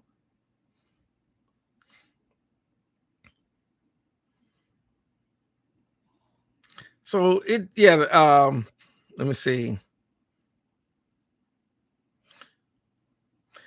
Yeah, that's the, like I said, I'm gonna get to the Mac with the new M chips in it. Because you can do, a ton of stuff and not even bog down. No, it don't even hit 25% of processing. The Apple, they hit it out the box with those M1 chips. PC is way behind a power curve when it comes to that. So, let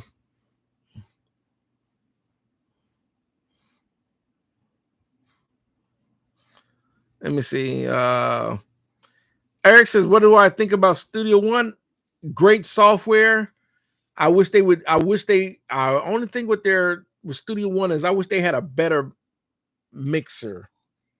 I think the digital mixer is, if Studio One could do what the mixing console is set up in like Cakewalk, if their Studio One would make their mixer like that, or even Cubase, make their mixer like Cubase, or even in Luna, with Luna's how their mixer set up, or even Harrison Mix, some of these other DAWs that give the mixer way more tools and options, the Studio One would hit out the park. That would be my number one DAW choice. But their mixer can't do what even the mixer in Studio One can't even do what the mixer in Cakewalk can do. So that's why I'm like, but I like how easy it is to get going and running and working in Studio One. It's amazing when it comes to being able to just load it up and get going. Because everything just works in Studio One. It just works. Let's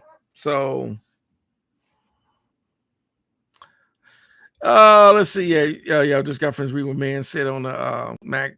See. And then Eric says, I still use online recording software, which is nothing wrong with that. If it's working, there's absolutely nothing wrong with that. Jazzy says, I've seen a lot of 2019 Mac Pro going for 2K when they first came out. They were 15. Yeah, they were. If you had a top of the line Mac, the big ones. But now the thing is, Macs are super expensive initially, but because Macs upgrade Mac upgrade constantly, even the operating system. Like every year they got a whole new operating system. So a lot of this stuff starts to become obsolete, and you like, well, I can't use it no more. So it, that's the only thing. So once it becomes obsolete, it's like we can't sell it for full price, or because it's like everyone's getting the newest and latest and greatest. Morris, I got a fleet of full old Macs. Yeah, I got old Macs sitting over there. I haven't turned that thing on, and I need to turn it on because I ain't turned it on in almost a year. I end up putting another main board in that Mac over there, but it's because it was running Mountain. I think I'm running Mountain Lion, or it's the old software. but it's not upgradable. And it's like it sucks because you can't even get on the internet on that Mac. It's so out of date. And it's got 32 gigs of RAM and 8-core processor and all that, but you can't, it's like useless. Born says, I cut my teeth with Cakewalk, which and still had it. Yeah. Everyone probably my channel says Cakewalk is my number one go-to DAW. Is my number one. Everyone has a favorite DAW that they just choose and love. Some people are hardcore Pro Tools, some people are hardcore Logic, some people are Ableton Live, Reason Studio, Studio One, Mixcraft, whatever, FL Studio. I am a diehard Cakewalk user. Out of all of them, Cakewalk is usually my number one, and it's that Pro channel that Cakewalk got on that mixing console. It's that Pro channel.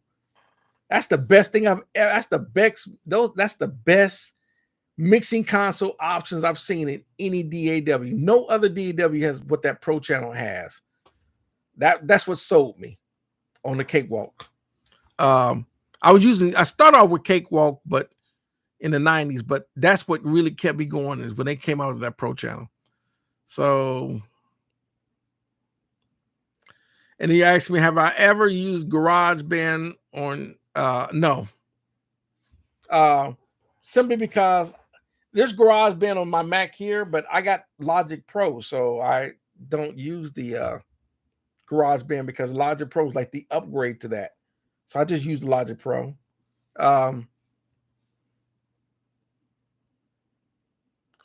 No.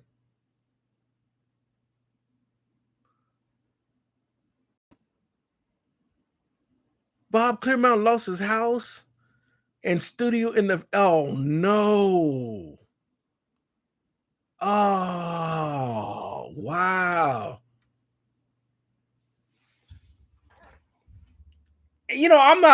Here's the thing for me. We know, everyone knows this. I'm gonna go politics just for a quick here second. And I play a little devil's advocate, or I might be a little controversial on this. But I'm gonna say this when it comes to every year, that part of the country, something catches on fire. Whether it starts in Washington State, Oregon, or California.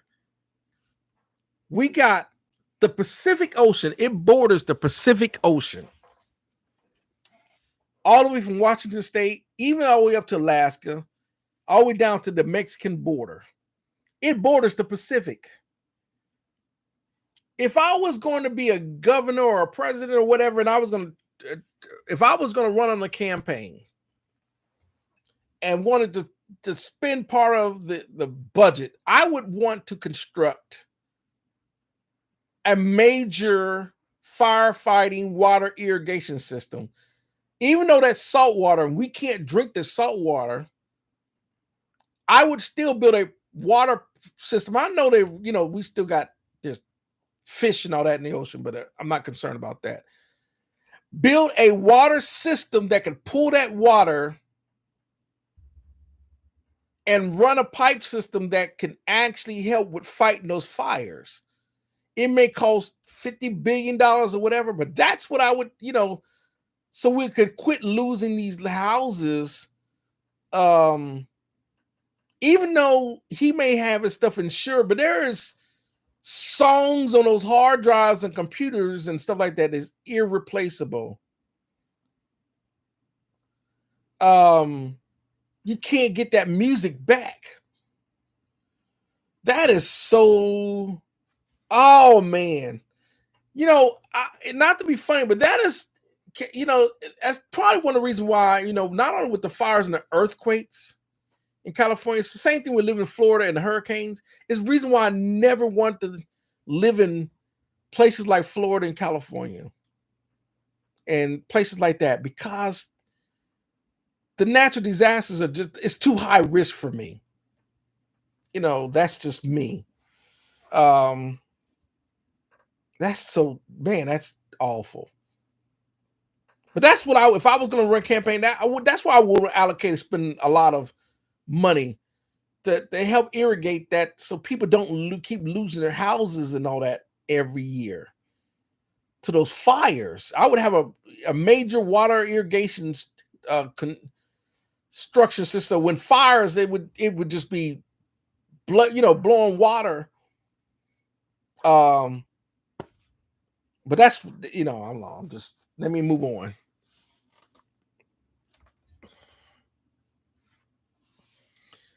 It said, I lost a house and studio right down the street from Bob. I've been renting it out for the last 4 years. That's just, yeah, that's just, man, I'm sorry to hear that. That fire thing is just, we gotta, there's gotta be a way they can allocate money to build a water system that could, help fight those fires, instead of just, firefighters got to come in there and they got to deal with those fires. And they got, how they try to put those fires out with the helicopters. And we got to have a better water system that could fix that.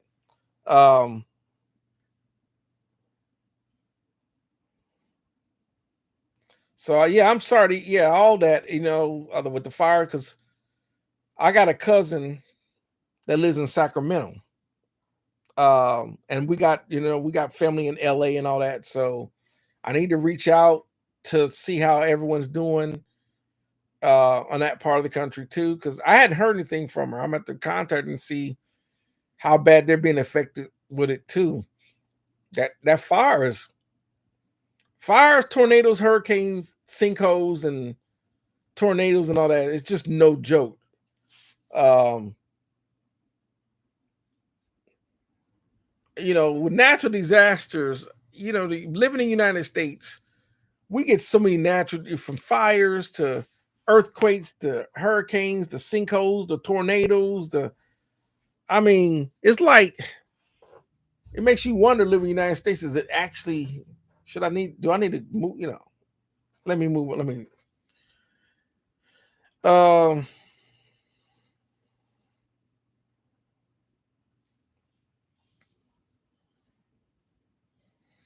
so yeah, oh, he's saying, yeah, the Santa Ana winds would be just making it hard to find. That's why I would want to construct a major water pipeline irrigation system that would get some of that water coming off the Pacific Ocean to help put out some of those fires. Um, that's how to do that. I don't know. They probably thought about that, but then they probably thought about, if they're gonna suck water out of the ocean, but will it start sucking up fish? Because there's all kind. I don't know. It's so many species living in the ocean. So I don't know. Um, or run that from a pipeline system coming from the Great Lakes. You run that pipeline from Lake Michigan or Lake Huron. But even though that'd be a long way to get water come from those great, because that's natural. That's natural. That's not salt water. Those lakes are that it's more drinkable. Even though I wouldn't drink the lake water either, because it's pollutants in that water too. But Jazzy said, I currently have a AI 19 14.9 14.9K. Oh, okay. i9 processor. Okay. With 64 gigs of RAM, 2 terabytes SSD drives, 4 terabyte audio, runs like a dream. 100 plus track. That's a lot of tracks. That's a lot of jeez. I wouldn't even attempt to try to mix 100 tracks. That would just be too much going on for me. I had one song that had 52 tracks going on. I had to bust some of those tracks into buses to make it manageable. That's just, but yeah, That's some people. To me, that's overkill. But that's just my opinion when it comes to that many tracks. Born says, leave our lakes alone. um, Trust me, we get enough rain, it'll fill those lakes back up. We get enough rain on that part of the country.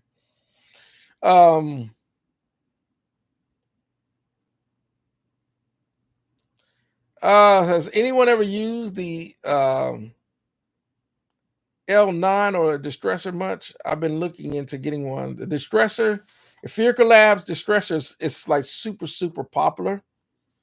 They call it the Swiss Army knife of compressors. So if you think about investing one and you got the money, go get one. You would not be disappointed. Not at all. Man, so I got at least 10 or man, I need to see your studio. I really need to see your studio. I want to go to your studio. I think you say you got a Neve console. I think you, according to what you're telling me, man, your studio look like Blackbird. So, yep, you're saying your studio look like Blackbird. I want to see it. So, let me see. Born says I have the ELX8, and so, and then Mossum Style says the Soundcraft MTK 22 is a good recording and mixing console. What do you guys think? Think a standout alone recorders like the Tascam DB 2432?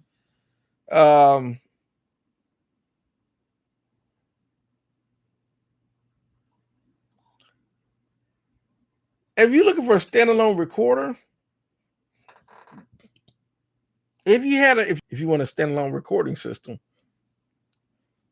I have the Alesis HD 24, something like that as well.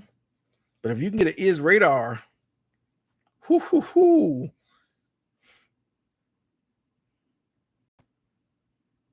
So,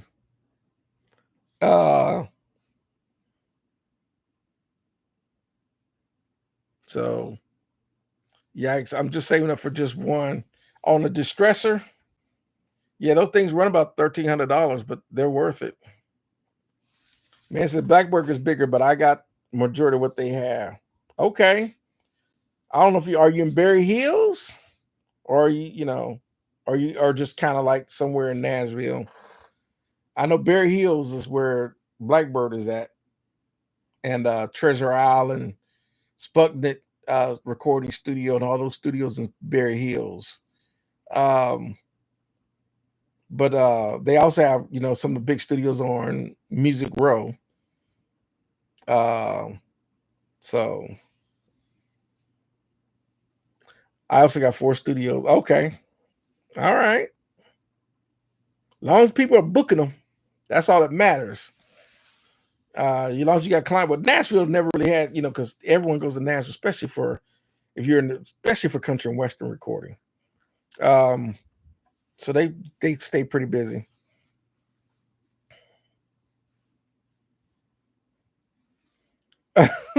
Born said, have a pair of distressors will keep your hair from turning gray. That's funny. Sue says, I keep telling you, Mark, to make a video on DAWs recording. People actually want to hear about it. I thought about the only thing with DAWs that I got was to run the ADATs and then use the outboard gear in the console just to let people hear. I probably should do that. Excuse me. That Z Monster kicking in. So it says my comment about Pro Tools went viral. Everybody, including Bob, is talking about and doing their take on it. Do you feel that it started a small world, or do you think Abbott will change it?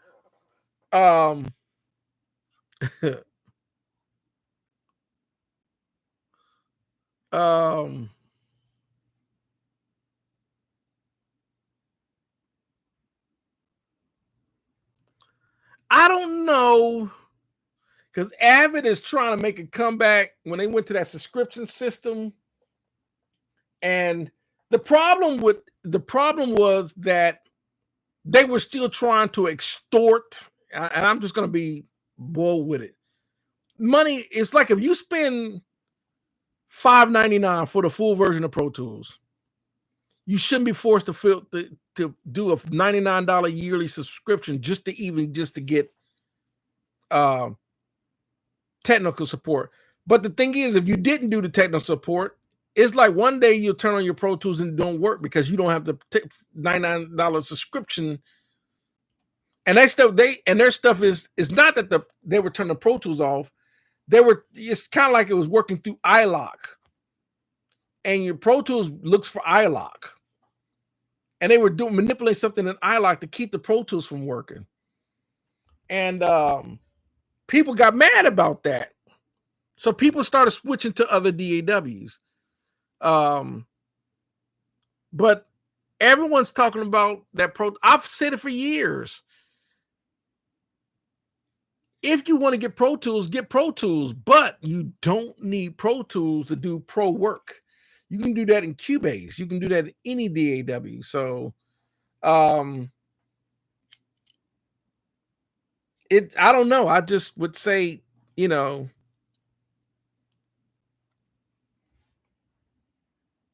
really depends. I think Avid is going to be forced to make change. They're going to have to, because they realize even the new program Luna that came out is one of those DAWs. Like people, it's like once everyone realized I can do everything that the hype that everyone was into with Pro Tools, I can do that in Logic Pro or Luna or whatever. I just don't need to. Why would I want to go back into their ecosystem of spending that kind of money?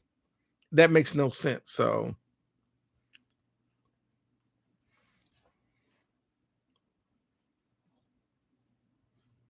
and like you said, when you got a little setup, like I said, it really depends on what you want to do and what do you need. Most of the time, if you're doing your own personal projects and you're only doing a couple recording tracks at a time, whatever, you don't need a lot of gear. Especially if you are going to be happy with just, I'm going to work in the box, I'm going to use the plugins or whatever. All I need is my interface, my controller, software, DAW, the computer, and some monitors, whatever, headphones, and a few microphones. You're set. That's all you really need. Oh man, so I got a place in Berry Hill, one on Broadway, Music Row, one in Indiana, and one in Chicago. I'm sorry about your LA place that just burned. I'm sorry to hear that.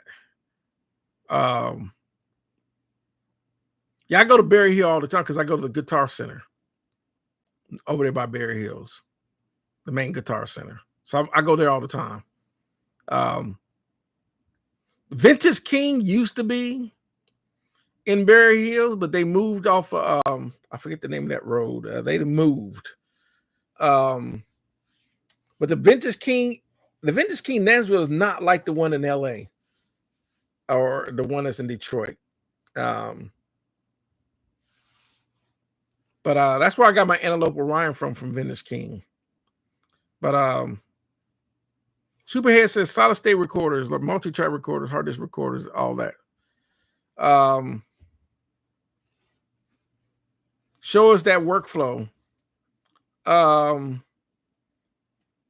I can do, because I've done multiple studio tours. I didn't feel like doing another one. I've done a video on workflow, studio workflow, how studio workflows work. I did a video like that, and it basically shows the workflow. I've done videos like that. You just got to go back and look for those videos. Andre says music has changed and really and truly Pro Tools is in the past. I'm gonna say this. Pro Tools is still current, but Pro Tools is not the main industry standard number one go-to DAW anymore. It's still current. People still use it. But there are people still are interested in, using Pro Tools. It is no longer the standard because commercial studios are no longer, because everyone's doing this. Everyone had decided to build and do this stuff at home. So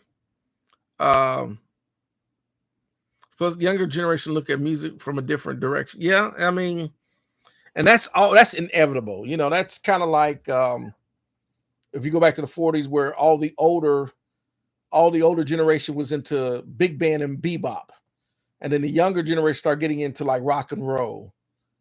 And of course, as the older generation that was in the rock and roll became older, and then you had that 60s sound for like the Motown sound era and all that. Then electronic sounds and synthesizers, analog synthesizers of the 70s, which changed the sound away from using band instruments and just guitars, drums, and all that. Everyone started using more analog synthesizer sounds.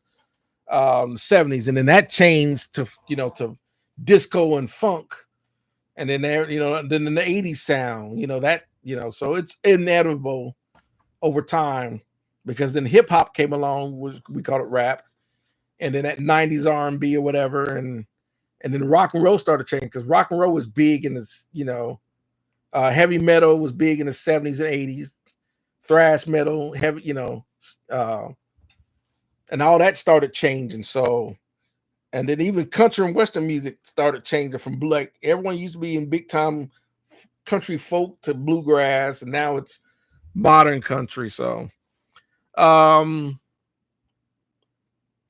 me see. I see you've been doing some research. You can even bounce the song down. You can even bounce down a song on a VCR, hi-fi VCR, and really, believe it or not, that's technically what ADATs are. They're just hi-fi VCRs. They just multi-track hi-fi VCRs. That's what an ADAT is, or you had the beta style with the Tascam, like the D838s or the D888s, which is the beta style. That's all it really is, just digital information on a tape. And then, man, so I can't believe Vintage King has the balls to keep a store in Detroit. Yeah, they do. But the LA Vintage King is like their biggest one. But yeah, yep. But like I said, with Sweetwater, and then of course there's Z Sounds and Tom and all these other online. It's a lot of the stuff that you get from Vintage King, you get at Sweetwater. So a lot of people have switched to like buying stuff from Sweetwater or Z Sounds and stuff like that. It's kind of like Vintage. I don't know how Vintage King is still being able to stay open with the kind of competition. It's kind of like Sam Ash. Sam Ash they just couldn't stay open. Even though I like the Sam Ash music store way more than I like Guitar Center. Guitar Center their music stores have always felt cluttered to me. They versus Sam Ash, you walk in there and you can a lot more spread out. I don't feel so cluttered. But they didn't last. They, like with Mars music, they didn't last. So, and then Jazzy said, you're asking me, do I feel that Avid still rules the film and movie sector, or were they to jump ship? I think eventually, right now, it's no different than, it's like the way commercial studios are still marketing. It's the way commercial studios are still marketed for your major producers and major artists. Like, for example, I know for a fact I can get the same pro level sound to record Mariah Carey in here. The thing is, no matter how much I can market my home recording studio to try to attract Mariah Carey and her producers, she will not come here, nor will her producers come here, because they are still they're still thinking the only way they're going to get the sound that they've been getting from recording her all these years is to still go to Electric Lady in New York, or still go to the Hit Factory, or the Record Plant in New York, or the Hit Factory in Miami, or whatever the case. And the point is that even though we know you're going to get a top-notch sound out of those recording studios, I know my sound that I'm doing in here sound just like that. And that's just all it really is. It's no different than, I guarantee, some people can have, especially the style of music that Mariah Carey does, where you can do a whole entire album on an MPC, and get the same quality of the music that she's been recording just through MPC software. But it's marketing. It's the way they got it marketed.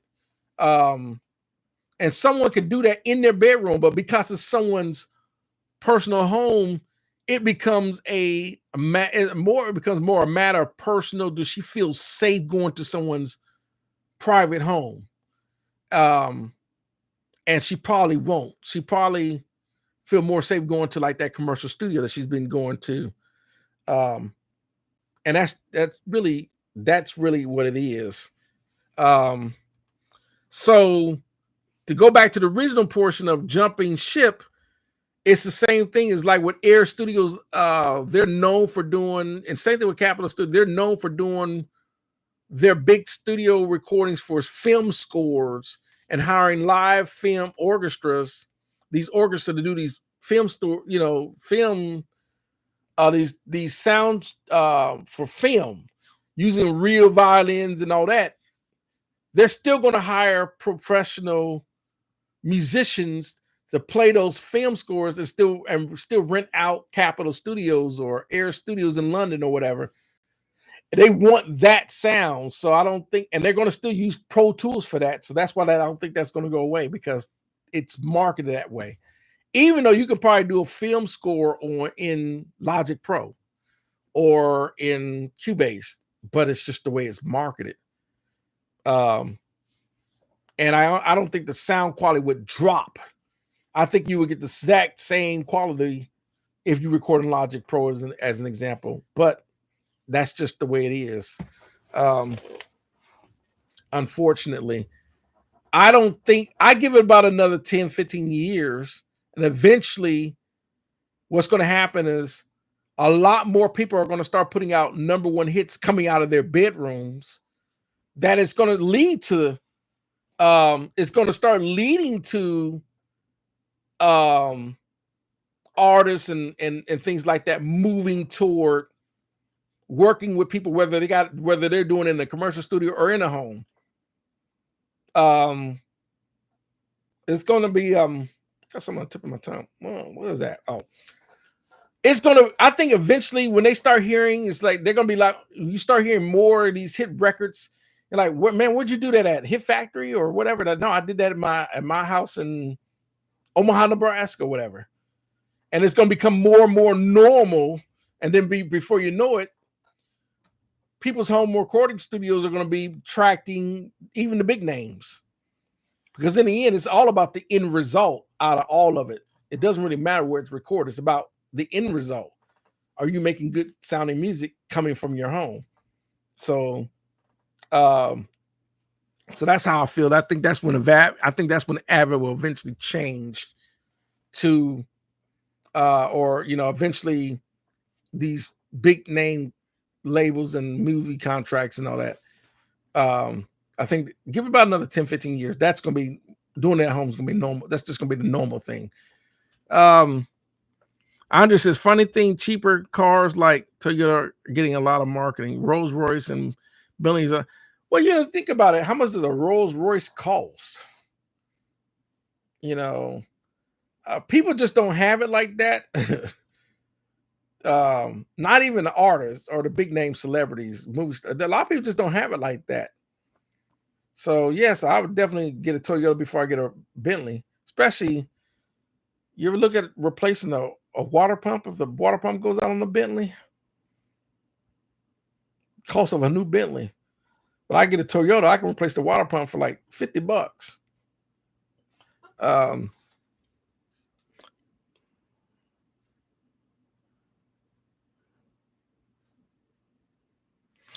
Oh, so yeah, Rose.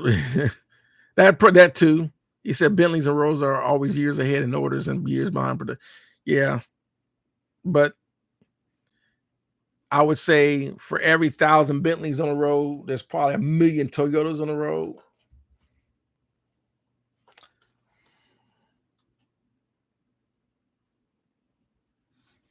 It said, yo, you believe Pro Tools need to do much marketing? Or in other words, well, see, they already have the reputation, um, but they're losing traction because of everyone looking at all these other DAWs. It's really hard for Pro Tools, other than people that's already invested in Pro Tools.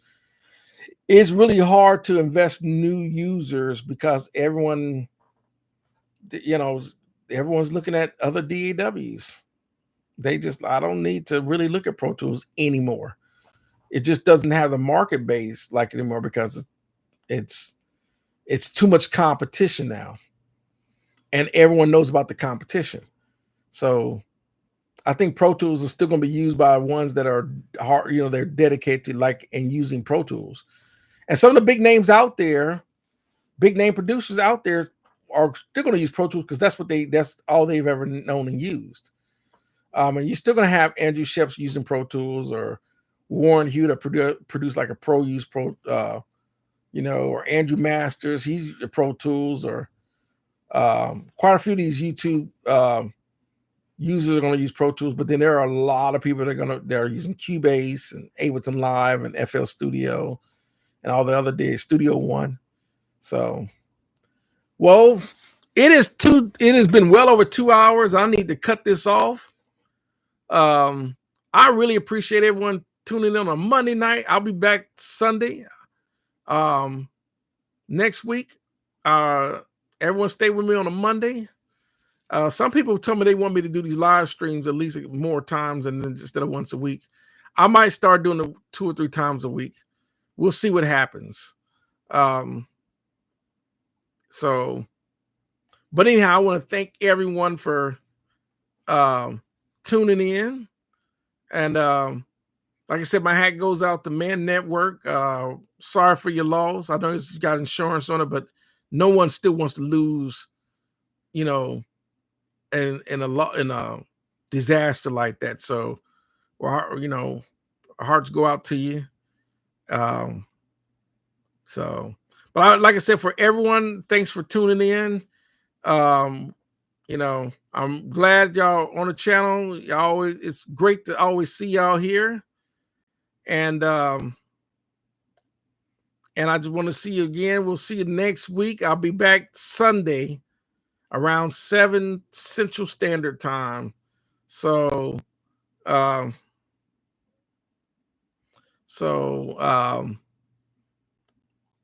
answer this right quick. I know Jazzy threw in a quick question.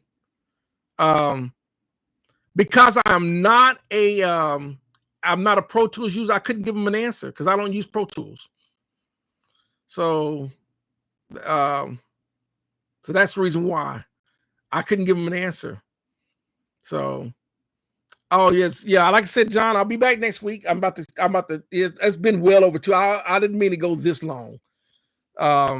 This is a long live stream, but I will be back next week. So we'll see y'all next week. So, I want to wish everyone a good night, and we'll see y'all next week. And thanks for tuning in. It's always good to see y'all. Appreciate you, everyone. Y'all have a great one.